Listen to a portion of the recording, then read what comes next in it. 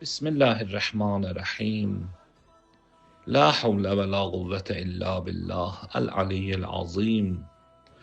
Allahın selam ve selavatı, rəhməti və bərəkətləri sənin üzərinə olsun.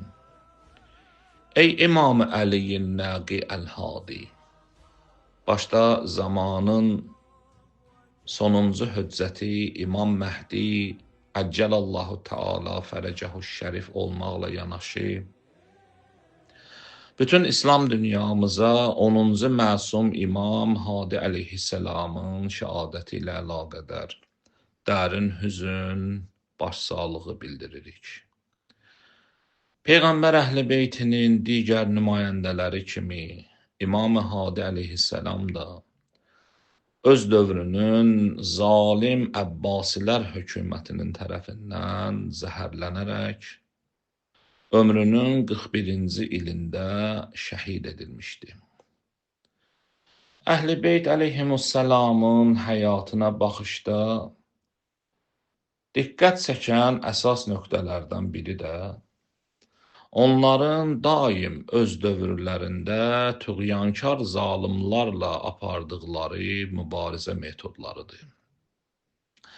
Bəzi vaxtlar Əhl-i Beytin həyatı topluma məlum səbəblərdən yalnız subyektiv cəhətdən, yəni şəxsi baxış və hisslərə əsaslanaraq tanıtdırılır. Bu metodun davamlı olması bir cəhətdən cəmiyyətin süsləşməsinə səbəb olan amillərdəndir. Hansı ki, Əhl-i Beytin topluma obyektiv cəhətdən tanıtdırılması vacibdir və lazımdır. Yəni, faktlara, tarixi mənbələrə və ümumi qəbul olunmuş məlumatlara əsaslanaraq fərdi yanaşma qatılmadan təqdim olunmalıdır. Fərdi yanaşma gərək qatılmasın bu məsələlərə. Belə bir metod cəmiyyəti ruhlandırır və dirçəldir. Kim deyir ki, zülmlə mübarizə aparan yalnız İmam Hüseyin əleyhissalam olub və apardığı bu mübarizə yolunda yalnız elə İmam Hüseyin əleyhissalam şəhid olub? Kim deyir bunu? Əgər belədirsə, bəs Əhl-i Beytdən olan digər məsumlar mübarizə aparmayıblar? Haşa lillah. Əhl-i Beytdən olan digər məsumlar zülmlə barışıblar, zalimlərin zülmünə göz yumublar. Bəs belədirsə, biz niyə deyirik ki, Əhl-i Beytin bütün üzvləri ayrı-ayrılıqda bu fani dünyadan şəhadətlə köçüblər? Və niyə deyirik? Bəs əgər şəhid ediliblərsə, haqq yolunda apardıqları mübarizəyə görə şəhid olublar. Sadəcə bir həqiqət var. Bunu demək lazımdır ki, Əhl-i Beyt məsumlarının hər birinin özünün öz dövrlərində olan zalim və tüğyankarlara qarşı müxtəlif mübarizə metodları olub. Bax, bunu demək lazımdır. İmam Hadi əleyhissalam Əbbasi rejiminin 6 xəlifəsinin dövrlərində yaşayıb. Bu xəlifələrdən biri Mütəvəkkil. 14 il imama olmayan zülm edib. İmam əleyhissalam bu zülmlərin qarşısında İmam Hadi əleyhissalam göz yummayıb, sakit qalmayıb. Axır nəfəsinə qədər mübarizə aparıb. İmam Hadi əleyhissalamı daim əzab vermək üçün zaman-zaman Mütəvəkkil əmr verirdi ki, evinə hücum olunsun, baskı olunsun. Bu bəhanə ilə ki, evindən bir silah və ya hökumətə qarşı fəaliyyətini göstərən hər hansı bir sənəd sübut tapılsın.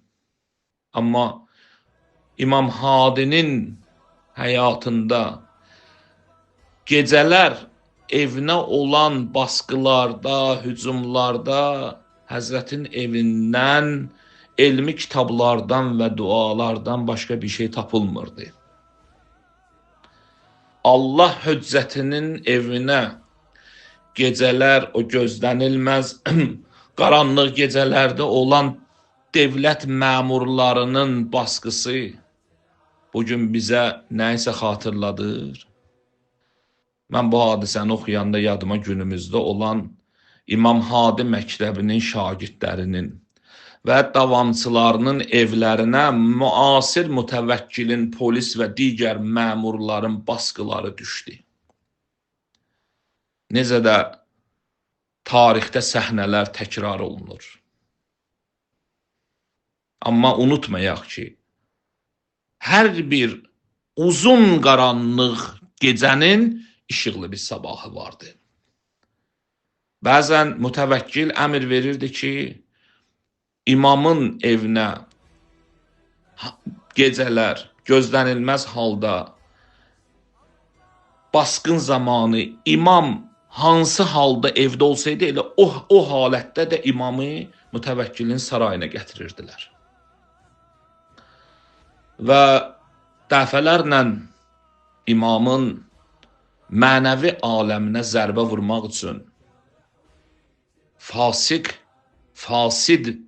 mütəvəkkil öz çirkin, hiləgər, xoşagəlməz rəftarları ilə imamı istəyirdi öz ətrafında, öz sarayında olan yaltaqlar, xadimlərin arasında imamı xar eləsin, imamı rüsva eləsin. Yazırlar ki, bir dəfə imamı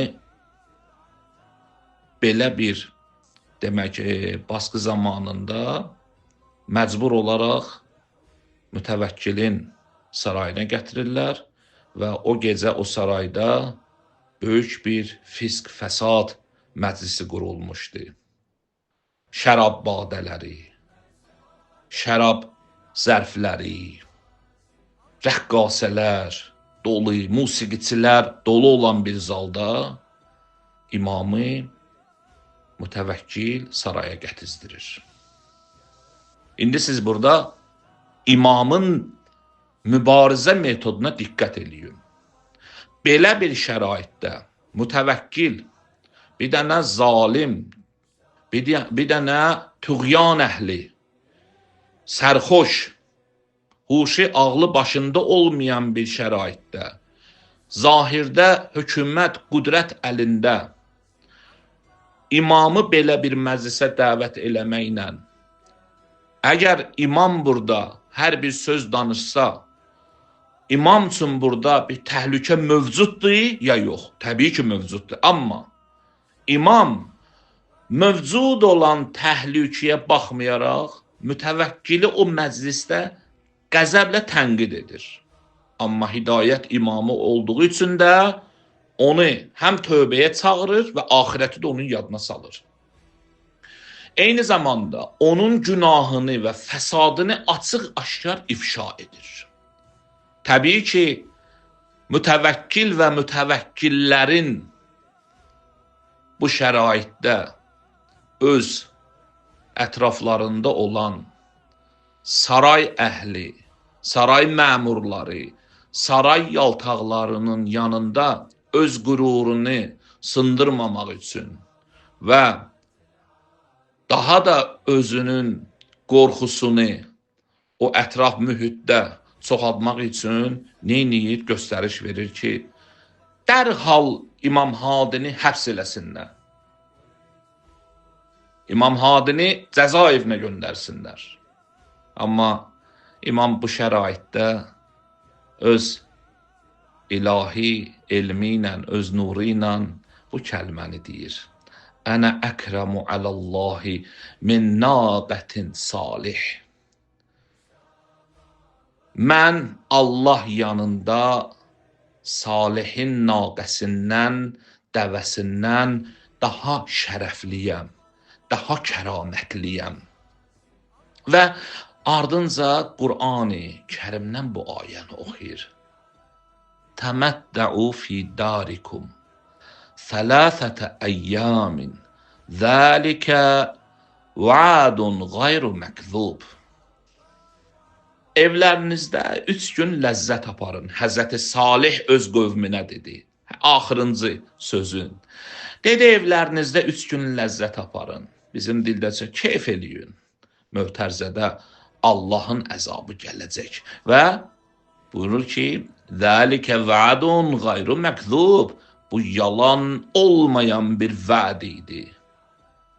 O 3 gün keçmir, 3-cü gün elə bu imamı həbsxanaya göndərən mütəvəkkil öz oğlunun əli ilə, Muntəsirin əli ilə qətlə yetirilir və cəhənnəmə vasil olur. Odur ki, əgərləri hər bir Əhl-i Beyt məktəbini yaşayan imanlı bir kəs Allahın haqqı olan yerdə mübarizə metodunu yerə qoymayacaq. Sözünü deyəcək. Bizim tarixdə qızıldan qiymətli sözlərimiz həkk olunub. Zaman keçəcək, gələcək nəsillər, mömin insanlar bu sözləri təkrar eləyəcəklər ki, bizim devrimizin azadlıq sevən, mübariz ruhanilərindən olan qardaşlarımızdan biri dedi ki, bu yolda məğlubiyyət yoxdur. Bu yolda ancaq qələbə var. Niyə? Haqq yolunda insan əgərləri tutulsa da, həbs olunsa da qalibdir. Hicrətdə olsa da qalibdir. Şəhid olsa da qalibdir. Zahiri, fiziki cəhətdən qalsa da qalibdir. Bu yolda məğlubiyyət yoxdur. Odur ki, biz Əhl-i Beyt əleyhissalamın məktəbindən dua oxumağı, namaz qılmağı, şəriətin hökmlərini öyrənməklə yanaşı, Allaha düzgün ibadət etmək qaydalarını öyrənməklə yanaşı, Əhl-i Beytin müxtəlif mübarizə metodlarını da gərək öyrənək ki, sabahları sınaq meydanında, imtahan meydanında üzümüz Allahın huzurunda qara olmasın. Bu Rəcəb ayının şəhidi olan İmam Hadi əleyhissalamın hörmətinə Allahı and verək. And verək öz böyüklüyünə Allahı və Peyğəmbər və Ali Peyğəmbərin hörmətinə and verək ki, Allah təbarək Teala ümməti, Əhl-i Beyt sevənləri zülmə göz yumanlardan qərar verməsin. Allah'a emanet olasın.